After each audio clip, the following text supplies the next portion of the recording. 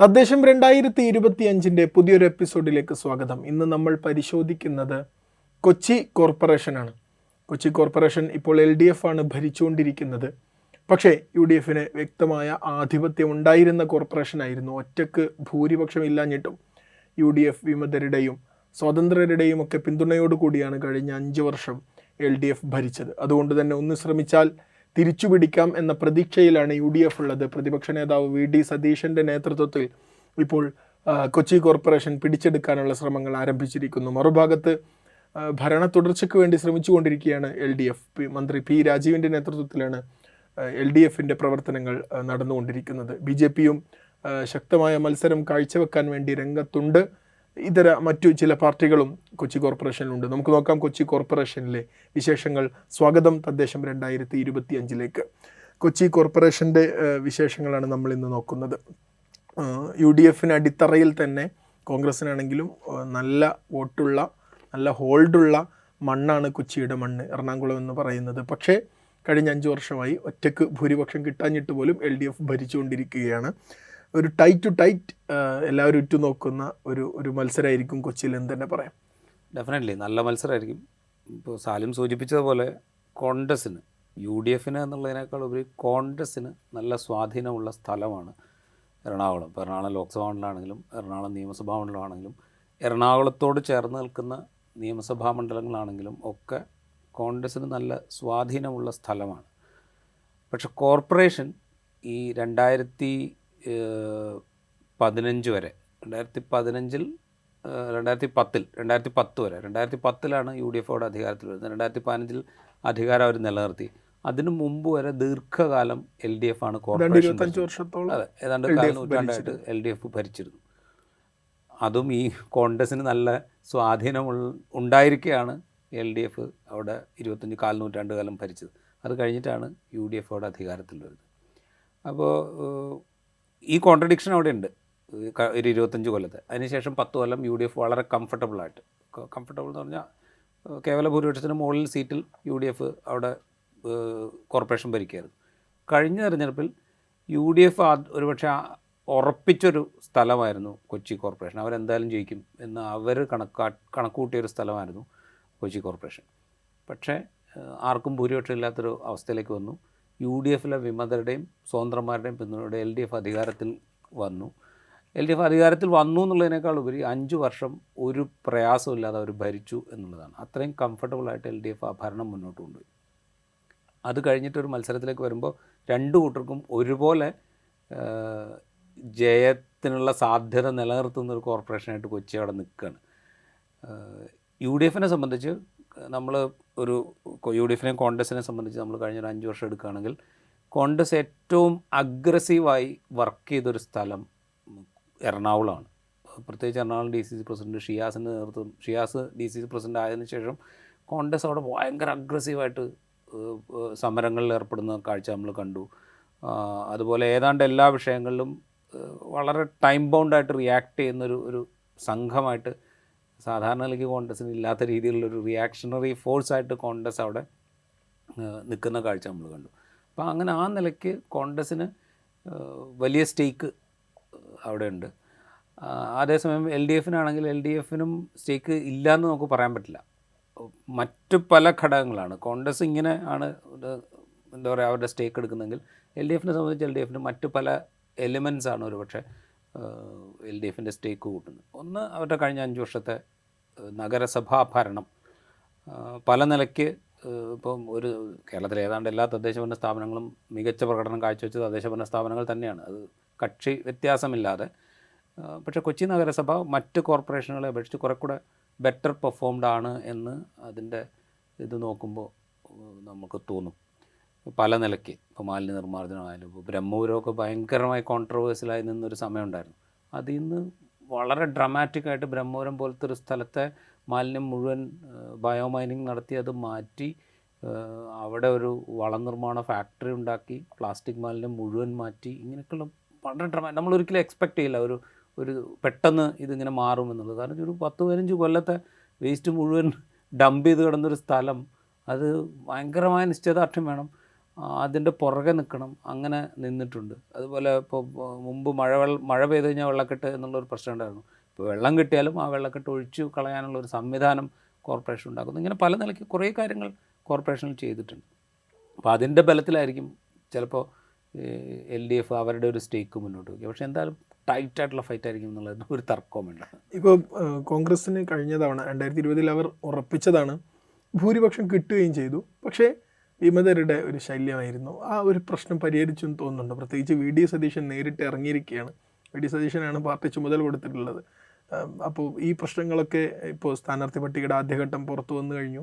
അതൊക്കെ ഇപ്പം current situation വെച്ച് നോക്കുന്ന സമയത്ത് അങ്ങനെയുള്ള പ്രശ്നങ്ങൾ ഈ വർഷം ഉണ്ടാവില്ല എന്ന് ഉറപ്പിക്കാൻ പറ്റുമോ? അത് ഉറപ്പിക്കാവുന്നൊരു അവസരം ആയിട്ടില്ല. ഇപ്പം കോഴിക്കോട് കോർപ്പറേഷൻ്റെ കാര്യങ്ങൾ മുൻ പ്രതിപക്ഷ നേതാവ് രമേശ് ചെന്നിത്തലയാണ് നേരിട്ട് ഇടപെട്ട് ഡീൽ ചെയ്യുന്നത്. അതിനേക്കാൾ പ്രധാനമായിട്ട് കോൺഗ്രസ് ഒരുപക്ഷെ കാണുക കൊച്ചി കോർപ്പറേഷനായിരിക്കും. അതിന് പല കാരണങ്ങളുണ്ട്. ഒന്ന്, കൊച്ചി അവരുടെ ടർഫാണ് എന്ന് അവർ വിചാരിക്കുന്നു. കൊച്ചിയിലിപ്പം അസംബ്ലി വൈസ് നമ്മൾ നോക്കുകയാണെങ്കിൽ കഴിഞ്ഞ അസംബ്ലി തെരഞ്ഞെടുപ്പിൽ പോലും കോൺഗ്രസിന് ഏറ്റവും അധികം സീറ്റുകൾ സമ്മാനിച്ചത് എറണാകുളം ജില്ലയാണ്. പിന്നെ കൊച്ചി എന്ന് പറഞ്ഞു കഴിഞ്ഞാൽ ഇപ്പോൾ തിരുവനന്തപുരം, കൊച്ചി, കോഴിക്കോട്, കേരളത്തിലെ മറ്റ് നഗരങ്ങളെ അപേക്ഷിച്ച് വലിയ നഗരമാണ് കൊച്ചി. പിന്നെ ഒരു ഫ്ലോട്ടിംഗ് പോപ്പുലേഷൻ ഉള്ള സ്ഥലമാണ് കൊച്ചി. കൊച്ചിക്കാർ മാത്രമല്ല അവിടെ ഉള്ളത്, കേരളത്തിൻ്റെ വിവിധ ഭാഗങ്ങളിൽ നിന്ന് വന്ന് താമസിക്കുന്ന ഒരുപാട് ആളുകളുണ്ട്. അപ്പോൾ കേരളത്തിൻ്റെ ഒരു പരിച്ഛേദമായിട്ട് നമുക്ക് വേണേൽ കൊച്ചിയെ കാണാം. അപ്പോൾ കൊച്ചിയിൽ ജയിക്കുക എന്ന് പറഞ്ഞാൽ അത് കേരളത്തിൽ ജയിക്കുക എന്ന് വേണമെങ്കിൽ നമുക്ക് വ്യാഖ്യാനിക്കാം. ആ നിലയ്ക്കുള്ളൊരു പ്രാധാന്യം UDF അവിടെ കൊടുക്കുന്നുണ്ട്. അതുകൊണ്ടാണ് പ്രതിപക്ഷ നേതാവ് നേരിട്ട് കാര്യങ്ങളിൽ ഇടപെടുന്നത്. അതുകൊണ്ട് തന്നെ നേരത്തെയൊക്കെ സ്ഥാനാർത്ഥികളെ തീരുമാനിച്ചു, കുറേ സ്ഥാനാർത്ഥികളെ തീരുമാനിച്ചു, കുറേ കാര്യങ്ങൾ മുൻകൂട്ടി പ്ലാൻ ചെയ്തിട്ടുണ്ട്. ഇപ്പോൾ കഴിഞ്ഞ ദിവസം VD സതീശൻ വാർത്താസമ്മേളനത്തിൽ പറയുന്നത് ഞങ്ങളിവിടെ വോട്ടേഴ്സ് ലിസ്റ്റിൽ കൂടുതൽ ആളെ ചേർത്തിട്ടുണ്ട്. CPM-ഉം LDF-ഉം BJP-യും ചേർത്തതിനേക്കാൾ കൂടുതൽ ആളുകളെ ഞങ്ങൾ ചേർത്തിട്ടുണ്ട്. അതായത് ഞങ്ങളുടെ വോട്ട് മുഴുവനായി ഞങ്ങൾ വോട്ടർ പട്ടികയിൽ ചേർത്തിട്ടുണ്ട്. ആ വോട്ട് മുഴുവൻ പോൾ ചെയ്യിക്കാനുള്ള പണി ഞങ്ങൾ എടുക്കും എന്നാണ് പ്രതിപക്ഷ നേതാവ് പറയുന്നത്. ആ ഒരു പ്രവർത്തനം അവർ നടത്തിയിട്ടുണ്ട്. പക്ഷേ ഇത് കോൺഗ്രസ് ആണ്, UDF ആണ്. ഘടകകക്ഷികൾ തമ്മിലുള്ള അഭിപ്രായ വ്യത്യാസം അവിടെ ഉണ്ട്. കാരണം ലീഗ് കുറച്ച് സീറ്റ് കൂടുതൽ ചോദിക്കുന്ന പ്രശ്നമുണ്ട്, ലീഗിന് അതിൽ സ്റ്റേക്കുണ്ട്. പിന്നെ എന്തായാലും സ്ഥാനാർത്ഥി പ്രഖ്യാപനം കഴിയുമ്പോൾ അവിടെ ഇവിടെയൊക്കെ ആയിട്ട് ചില പൊട്ടിത്തെറികൾ ഉണ്ടാവാറുണ്ട് കോൺഗ്രസ്സിൽ.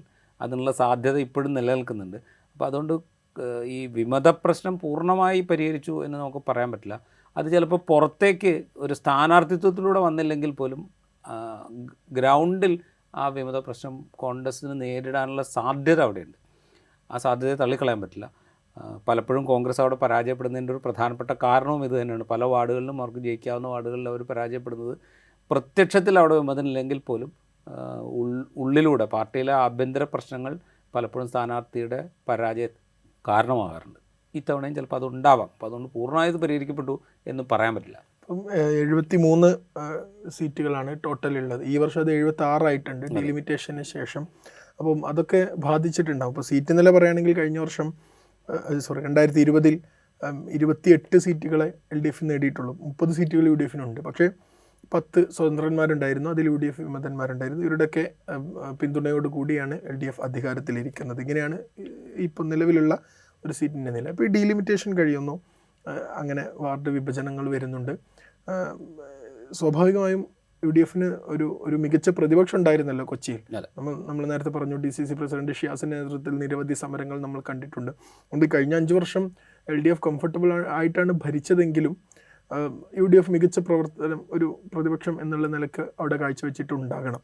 ഈ നേരത്തെ പറഞ്ഞ ഈ വിമതന്മാരുടെ പ്രശ്നവും കൂടി കോൺഗ്രസ് പരിഹരിക്കുകയാണെങ്കിൽ LDF കൂടി ഒന്നുകൂടി ഭയക്കേണ്ടതുണ്ട് എന്നാണ് മനസ്സിലാക്കേണ്ടത്. LDF ഡെഫിനറ്റ്ലി ഭയക്കണം. കാരണം ഈ പറയുന്ന ആഭ്യന്തരമായ അസ്വാരസ്യങ്ങൾ നിലനിൽക്കെ തന്നെ UDF അവിടെ ഒരു സ്ട്രോങ് പിച്ചിൽ തന്നെ, അതിൽ തർക്കമില്ല കൊച്ചി കോർപ്പറേഷനെ സംബന്ധിച്ച് പല നിലയ്ക്ക്.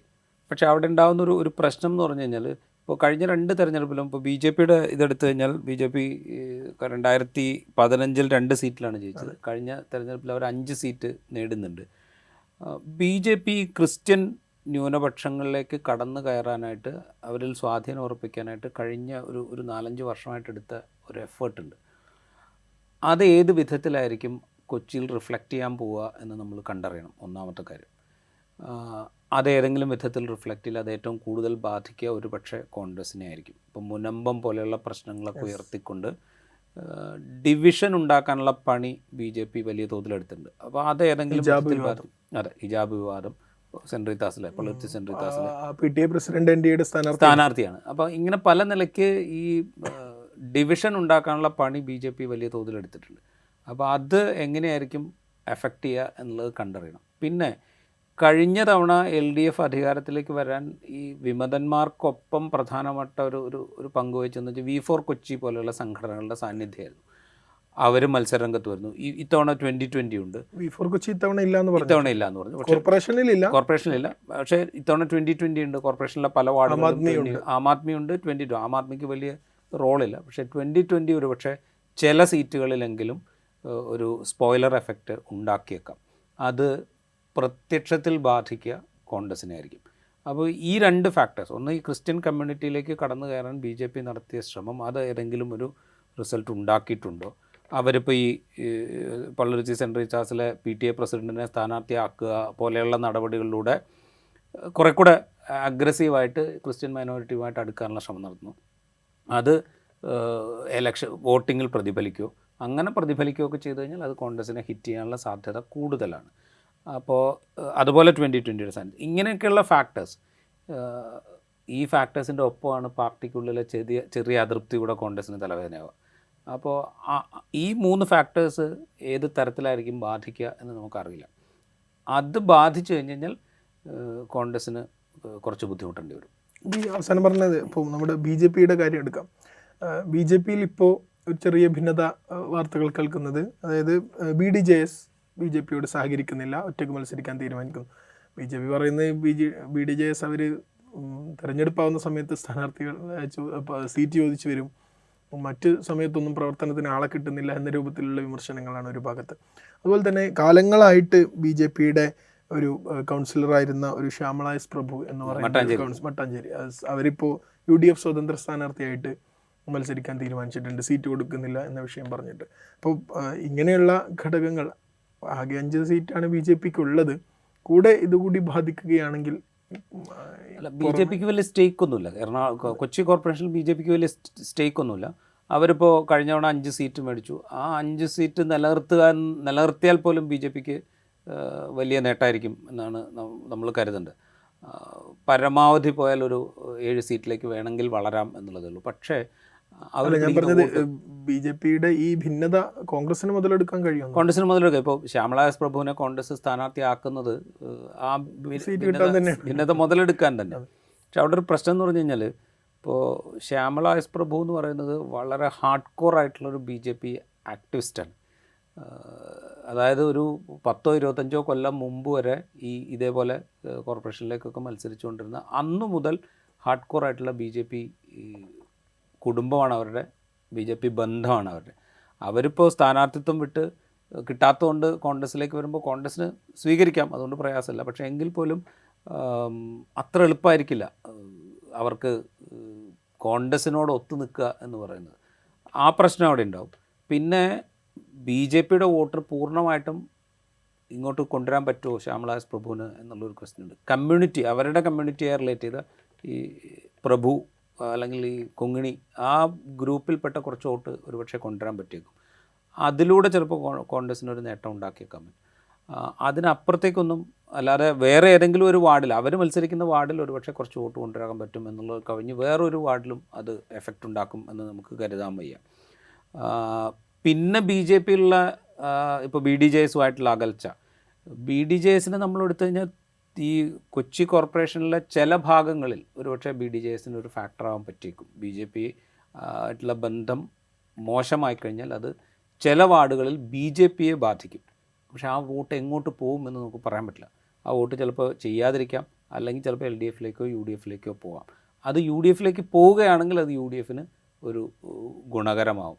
ആ തരത്തിലുള്ള ഡീലിങ്സ് എങ്ങനെ നടക്കുന്നു എന്നുള്ളതിനെ ആശ്രയിച്ചിരിക്കും. BDJSൻ്റെ വോട്ട് എങ്ങനെ UDFലേക്ക് കൊണ്ടുവരാം എന്നുള്ള തരത്തിലുള്ള ചില ഓപ്പറേഷൻസ് ഉണ്ടല്ലോ, അതെങ്ങനെ നടക്കുന്നു, ആ ഓപ്പറേഷൻസിൽ ആരാണ് സ്മാർട്ടാവുന്നത് എന്നുള്ളതിനെ ആശ്രയിച്ചിരിക്കും ആ വാർഡുകളിലേക്ക് ഫലം. ഇപ്പോൾ കഴിഞ്ഞ തവണ ഇപ്പം UDFൻ്റെ കയ്യിൽ നിന്ന് ഭരണം LDF വാങ്ങി UDFനെ ബാധിച്ച, അല്ലെങ്കിൽ കോൺഗ്രസിൻ്റെ വോട്ടിൽ തന്നെ ബാധിച്ച ഒരു ഘടകമാണ് ഈ പറഞ്ഞ V4 കൊച്ചി ആവട്ടെ 2020 ആവട്ടെ. ഇപ്പോൾ കഴിഞ്ഞ തവണ V4 കൊച്ചി എന്ന് പറയുന്ന ടീം, പാർട്ടി എന്ന് പറയാൻ പറ്റില്ല, എന്നാലും ഒരുപാട് സ്ഥലത്ത് ഫലം നിർണ്ണയിച്ചിട്ടുണ്ട്. അവരിത്തവണ ഇല്ല എന്ന് പറഞ്ഞിട്ടുണ്ട്. പകരം 2020 വരെയാണ്. 2020 കോർപ്പറേഷൻ അല്ലെ 2020 4 പഞ്ചായത്തിൽ ഭരിച്ചുകൊണ്ടിരിക്കുന്ന ഒരു മേജർ വോട്ട് ഷെയർ അവർക്ക് ഉണ്ടാവുമല്ലോ. ഇവരുടെ ഒരു സാന്നിധ്യം എങ്ങനെ? 2020 ഈ പഞ്ചായത്ത് ഭരിക്കുന്നു എന്ന് പറയുമ്പോഴേ അത് കൊച്ചി കോർപ്പറേഷനുമായിട്ട് ബന്ധമില്ലാത്ത സ്ഥലങ്ങളാണ്. അവരുടേതായിട്ടുള്ള ഈ CSR ഫണ്ടിങ്ങൊക്കെ വഴി കുറേ സഹായങ്ങളൊക്കെ ചെയ്ത് പടിപടിയായിട്ട് അവരുടെ സ്വാധീനം വർദ്ധിപ്പിച്ച് വളർന്ന പഞ്ചായത്തുകളാണ് അവർ ഈ ഭരിക്കുന്ന പഞ്ചായത്തുകൾക്ക്. അവിടെ ഒരുപക്ഷെ ഇനിയും ഇത്തവണയും അവർ വോട്ട് പിടിക്കുമായിരിക്കും. ചിലപ്പോൾ ഭരണവും പിടിച്ചേക്കാം, അല്ലെങ്കിൽ കൂടുതൽ സീറ്റുകൾ അവർ നേടിയേക്കാം. പക്ഷെ കോർപ്പറേഷനിലേക്ക് വരുമ്പോൾ അത്രയും സ്വാധീനം 2020 ഉണ്ടെന്ന് പറയാൻ പറ്റില്ല. ചില സ്ഥലങ്ങളിലുണ്ട്. ഇപ്പോൾ തൃക്കാക്കരയോട് ചേർന്ന് നടക്കുന്ന ചില വാർഡുകൾ എടുത്തു കഴിഞ്ഞാൽ ചിലപ്പോൾ 1-2 വാർഡുകളിലൊക്കെ 2020 ചിലപ്പോൾ സ്വാധീനം ഉണ്ടാവും. പിന്നെ ഇവർ ഈ പറയുന്ന ഇപ്പോൾ സാബു ജേക്കബിൻ്റെയൊക്കെ നേതൃത്വത്തിൽ പറയുന്ന ഈ ഒരുതരം അരാഷ്ട്രീയതയുണ്ടല്ലോ, അതിനോട് അനുഭാവം പ്രകടിപ്പിക്കുന്ന ചില യങ്സ്റ്റേഴ്സിൻ്റെ പോക്കറ്റ്സ് ഉണ്ട്. ആ പോക്കറ്റ്സിലൊക്കെ ഒരുപക്ഷെ ചിലപ്പോൾ ഇവർക്ക് കണക്ട് ചെയ്യാൻ പറ്റിയേക്കും. പിന്നെ ഫണ്ടുണ്ട്, സാബു ജേക്കബ് ഇറക്കുന്ന പണമുണ്ട്. ആ പണം ഉപയോഗിച്ചുകൊണ്ട് അവർ നടത്തുന്ന പ്രവർത്തനം, നേരത്തെ തന്നെ അവർ സ്ഥാനാർത്ഥികളെ പ്രഖ്യാപിച്ചു, നേരത്തെ തന്നെ അവർ പ്രവർത്തനം തുടങ്ങിയിട്ടുണ്ട്. അപ്പോൾ അതിനനുസരിച്ചുള്ള ഫണ്ട് അവർ ഇറക്കുന്നു എന്നാണ് എൻ്റെ അർത്ഥം. അപ്പോൾ ആ ഇറക്കുന്ന ഫണ്ടിനനുസരിച്ച് ഏത് വിധത്തിലാണ് അവരുടെ സ്വാധീനം വർദ്ധിപ്പിക്കുക എന്നുള്ളത് നമുക്ക് അറിയാൻ പാടില്ല. പിന്നെ ഈ V4 കൊച്ചി അവർ ഞങ്ങൾ മത്സരിക്കുന്നില്ല എന്നേ പറയുന്നുള്ളൂ. അവരാരുടെ കൂടെ പോകും എന്ന് നമുക്കറിയില്ല. അവരും ഇതേപോലെ കഴിഞ്ഞ തവണ ഇതേ അരാഷ്ട്രീയ മനോഭാവത്തോടുകൂടെ രംഗത്തിറങ്ങിയ കക്ഷികളായിരുന്നു. അതൊരു പാർട്ടിയല്ല, നേരത്തെ സാലിം പറഞ്ഞത്, അതൊരു ഗ്രൂപ്പായിരുന്നു. ആ ഗ്രൂപ്പ് എങ്ങോട്ടാണ് അസോസിയേറ്റ് ചെയ്യുക എന്ന് നമുക്കറിയില്ല. അവർക്ക് കഴിഞ്ഞ തവണ കിട്ടിയതുപോലെ ഉള്ള അല്ലെങ്കിൽ ആ ഗ്രൂപ്പിന് ഇപ്പോഴും കഴിഞ്ഞ തവണ അട്രാക്റ്റ് ചെയ്യാൻ പറ്റിയ ആളുകളെ ഇപ്പോഴും അവരുടെ കൂടെ നിർത്താൻ പറ്റുന്നുണ്ടോ എന്ന് നമുക്കറിയില്ല. അവരെന്തെങ്കിലും ഒരു തീരുമാനം എടുത്താൽ ആ വോട്ട് അതേപോലെ അങ്ങോട്ട് ഷിഫ്റ്റ് ചെയ്യപ്പെടുമോ എന്നും നമുക്കറിയില്ല. പക്ഷേ 2020 ഈ V4 കൊച്ചി കഴിഞ്ഞ തവണ പിടിച്ച വോട്ടിൻ്റെ ഒരു ചെറിയ ശതമാനം പിടിക്കാനുള്ളൊരു സാധ്യത അവിടെയുണ്ട്. കാരണം സമാന ആശയക്കാരാണ് രണ്ട് കൂട്ടരും. അരാഷ്ട്രീയമാണ് അവരുടെ ഏറ്റവും പ്രധാനപ്പെട്ട ടൂള്. ഇപ്പോഴത്തെ രാഷ്ട്രീയ സംവിധാനം മുഴുവൻ, പ്രത്യേകിച്ച് LDFും UDFും ഒക്കെ വളരെ മോശമാണ്, ഇവരൊന്നും ഒന്നും ചെയ്യുന്നില്ല എന്ന് വരുത്തുക എന്നുള്ളതാണ് അവരുടെ ഒരു രീതി. അല്ലെങ്കിൽ ഈ കാണുന്നതിന് മുഴുവൻ ഉത്തരവാദി അവരാണ്, നമുക്കൊന്നും യാതൊരു ഉത്തരവാദിത്വമില്ല എന്നുള്ളൊരു മട്ടിൽ സംസാരിക്കുകയാണ് അവർ ചെയ്യുക. അപ്പോൾ ഇവർ പിടിക്കുന്ന വോട്ട് നേരത്തെ തന്നെ ഈ V4 കൊച്ചിയിലേക്കൊക്കെ പോയ വോട്ടുകൾക്ക് ഒരു അഭയമാകാൻ സാധ്യതയുള്ളത് 2020ആണ്. അപ്പോൾ 2020 അവർക്ക് ചെറിയ തോതിൽ സ്വാധീനം ഉള്ളിടത്തല്ലാതെ മറ്റു വാർഡുകളിൽ വോട്ട് പിടിച്ചാൽ അത്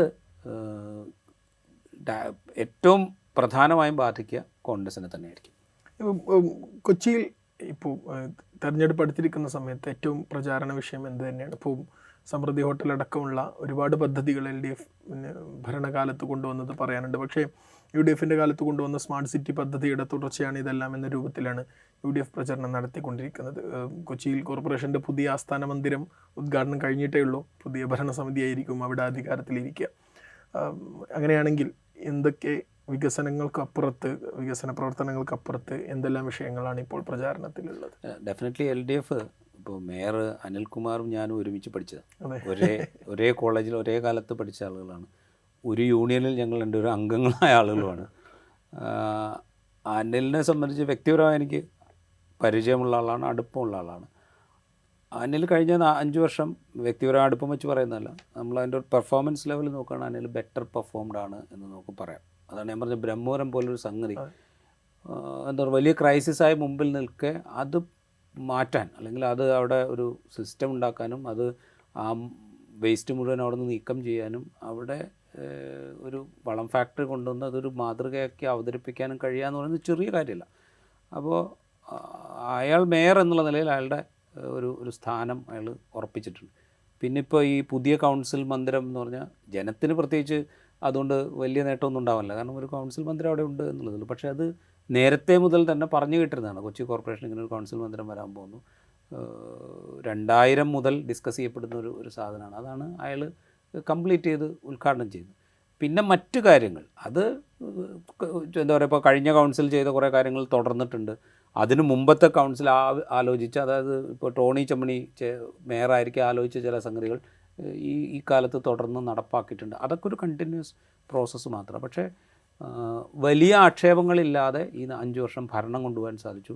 മുൻപിൽ എടുത്തു കാണിക്കാൻ പാകത്തിൽ ചില സംഗതികൾ ഉണ്ട് എന്നുള്ളത് ഒരു നേട്ടം തന്നെ. ഇപ്പോൾ ബ്രഹ്മപുരമുണ്ട്, സമൃദ്ധി ഹോട്ടലുണ്ട്, അതുപോലെ ഇപ്പോൾ ഈ പറഞ്ഞ നഗരസഭയുണ്ട്, അതുപോലെ വെള്ളക്കെട്ട് ഒരു പരിധി വരെ ഒഴിവാക്കാൻ കഴിഞ്ഞു എന്നുള്ളതുണ്ട്. ഇങ്ങനെ മുൻപിലേക്ക് എടുത്ത് നഗരവാസികളുടെ മുമ്പിലേക്ക് ഞങ്ങളിത് ചെയ്തു എന്ന് പറയാൻ പാകത്തിൽ ചിലത് മേയർക്ക് അവകാശപ്പെടാനുണ്ട്. അത് വസ്തുതയുമാണ്. അതുപോലെ തന്നെ പ്രതിപക്ഷത്തിനുള്ള ആക്ഷേപങ്ങളുണ്ട്. ഇപ്പോൾ പ്രതിപക്ഷം ലാസ്റ്റ് കൗൺസിലിൽ ചോദിക്കുന്നത് ഈ എന്താ പറയുക, CSR ഫണ്ടിൻ്റെ കണക്കെവിടെ എന്നുള്ള ചോദ്യമാണ് ചോദിക്കുന്നത്. അതിന് കണക്കുണ്ടോ, അതെന്താ നിങ്ങൾ പറയാത്തത് എന്ന ചോദ്യം അതൊരു ഗൗരവപ്പെട്ട പ്രശ്നമാണ്. CSR ഫണ്ട് പല പദ്ധതികൾക്കും ഉപയോഗിച്ചിട്ടുണ്ട് എന്ന് മേയർ തന്നെ പലകുറി അവകാശപ്പെട്ടിട്ടുണ്ട്. അപ്പോൾ ഇതിന് കണക്കെവിടെ എന്ന് പ്രതിപക്ഷം ചോദിക്കുമ്പോൾ ആ കണക്ക് ബോധിപ്പിക്കുക എന്ന് പറയുന്ന ഉത്തരവാദിത്വം ഭരണസമിതിക്കുണ്ട്. അത് ചെയ്തോ എന്നുള്ള ചോദ്യമുണ്ട്. പിന്നെ ഈ നേട്ടങ്ങൾ മുഴുവൻ അച്ചടിച്ച് പുസ്തക രൂപത്തിൽ പുറത്തിറക്കി അതിന് കൗൺസിലിൻ്റെ ഫണ്ട് ഉപയോഗിച്ചു എന്നുള്ളൊരു പ്രശ്നമുണ്ട്. ശരിയാണ്, ഏത് ഭരണ സംവിധാനത്തിനും പബ്ലിക് റിലേഷൻസിനുള്ള അവസരമുണ്ട്, അതിനുള്ള ഫണ്ടും ഉണ്ടാവും. അത് ഉപയോഗിച്ചിട്ടാണ് അച്ചടിച്ചിറക്കുന്നത്. പക്ഷേ അത് മുൻകാലത്തില്ലാത്തതുപോലെ വലിയ തുക ചെലവഴിച്ച് എന്തിനാണ് ഇത് ചെയ്തത് എന്നുള്ള ചോദ്യമുണ്ട്. അങ്ങനെ ആക്ഷേപങ്ങളും എന്താ പറയുക ആഭരണ സമിതിക്കെതിരെയുണ്ട്. പക്ഷേ നേട്ടങ്ങളുടെ കണക്കെടുക്കുമ്പോൾ ഇതര നഗരസഭകൾ, ഇതര കോർപ്പറേഷൻ വെച്ചുമൊക്കെ കുറച്ചുകൂടെ ബെറ്റർ പെർഫോംഡാണ് കൊച്ചി കോർപ്പറേഷൻ എന്ന് പറയേണ്ടി വരും. കാരണം അവർക്ക് എടുത്തു കാണിക്കാൻ കുറച്ച് സംഗതികൾ ഞങ്ങളിത് ചെയ്തിട്ടുണ്ട് എന്ന് പ്രത്യക്ഷത്തിൽ കാണിക്കാനുണ്ട്. റൈറ്റ്. കൊച്ചി കോർപ്പറേഷൻ UDFന് വലിയ ആധിപത്യമുള്ള നാടാണ് എറണാകുളം. പക്ഷേ കോർപ്പറേഷൻ കഴിഞ്ഞ 5 വർഷമായി ഒറ്റക്ക് ഭൂരിപക്ഷം ഇല്ലാതിരുന്നിട്ടും LDF ആണ് ഭരിച്ചുകൊണ്ടിരിക്കുന്നത്. ചുണ്ടിനും കപ്പിനുമിടയിൽ UDFന് നഷ്ടപ്പെട്ടതാണ്. അത് തിരിച്ചു പിടിക്കാനുള്ള സർവ്വസന്നാഹങ്ങളുമായി UDF കരുത്ത് കാണിക്കാൻ രംഗത്തുണ്ട്.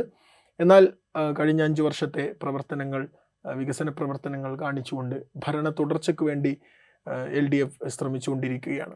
അനേകം ഘടകങ്ങൾ പിന്നിലുണ്ട്.